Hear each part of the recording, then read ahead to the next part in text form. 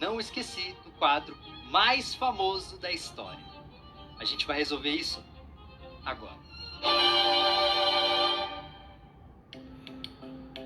Em 1515, o Papa viajou para se encontrar com o novo rei da França, Francisco I. E esse rei convenceu Leonardo a se mudar para o país. Assim, começou a última viagem de Leonardo. E na sua bagagem estava uma tela que se tornaria o quadro mais famoso do mundo.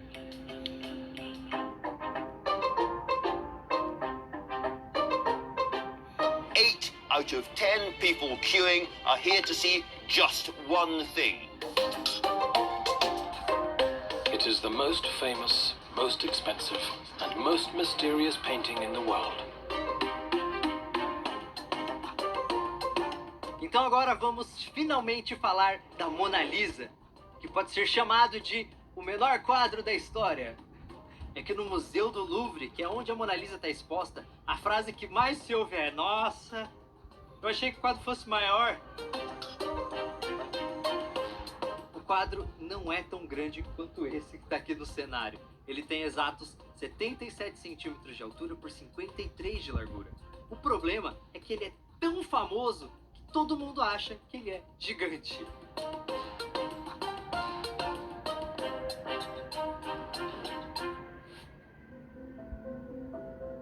It's an iconic work of art, once valued at $650 million, but truly, it's priceless. E a história desse quadro começa em 1503, quando um cara chamado Francesco del Giocondo encomendou um retrato da sua esposa Lisa.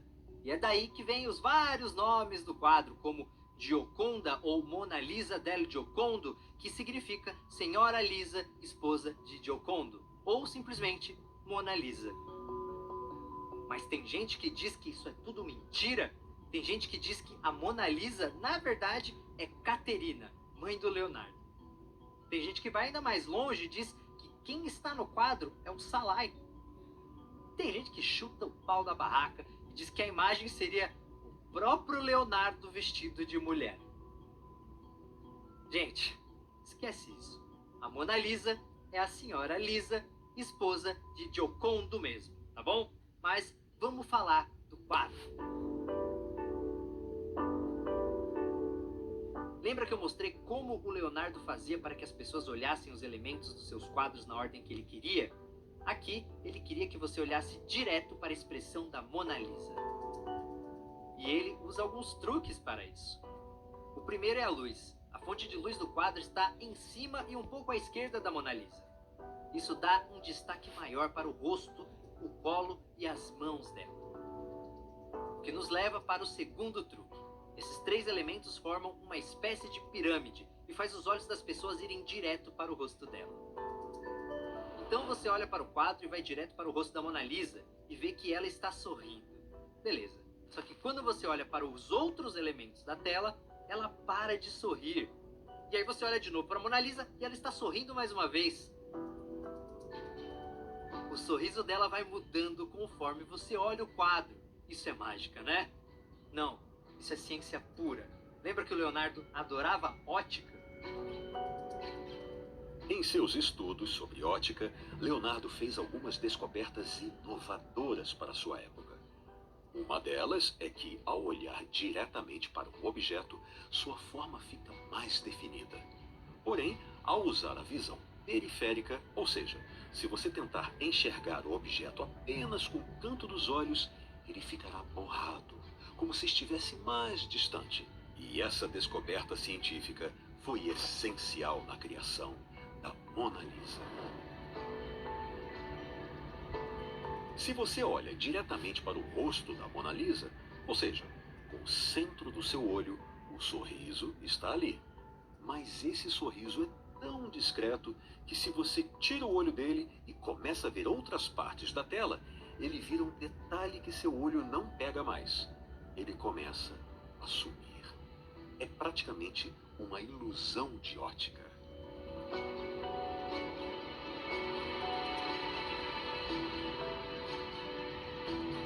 Mas se o sorriso da Mona Lisa é muito estudado, isso acontece também com o olhar dela. Você já deve ter ouvido falar que não importa de qual lugar você observa a tela, a Mona Lisa está sempre olhando para você. Ela segue você com os olhos. Esse efeito não foi inventado pelo Leonardo. Isso é bem mais antigo que ele e depende de vários fatores, como a posição da cabeça da figura e a direção do olhar da figura que está no quadro. Isso aparece em muitos quadros, mas ficou tão famoso com a Mona Lisa que passou a ser chamado de efeito Mona Lisa.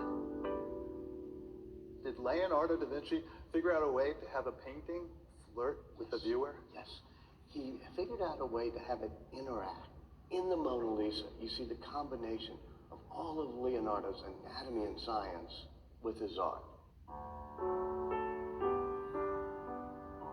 Mas agora vamos pensar um pouco na paisagem e como ela se liga ao personagem do quadro. O rio do lado direito parece se transformar na encharpe que ela usa no pescoço. No lado esquerdo tem uma estrada que faz um monte de curvas e vai na direção da altura do coração dela. O cenário é integrado à Mona Lisa. O cenário atrás da Mona Lisa é quase um corpo vivo que se une ao corpo dela. Tudo faz parte da mesma história e são peças do mesmo universo.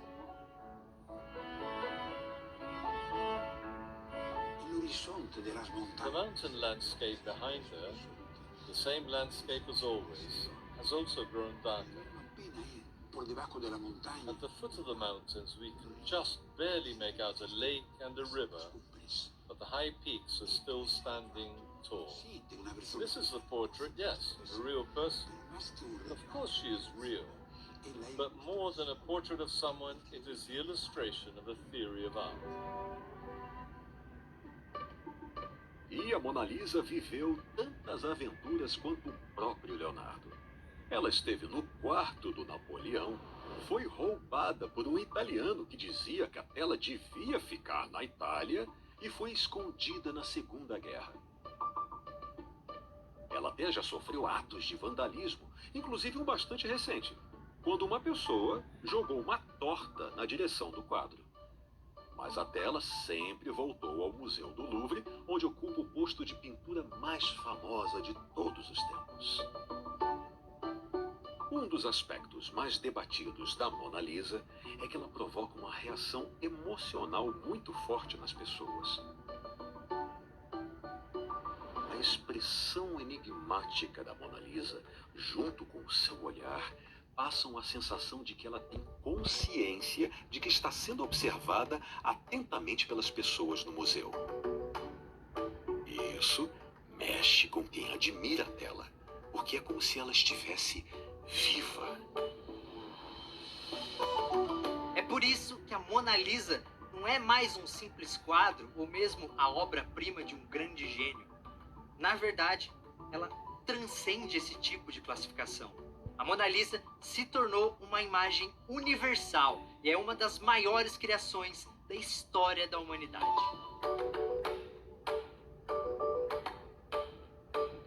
When you stand before it at the Louvre, you all of a sudden realize why.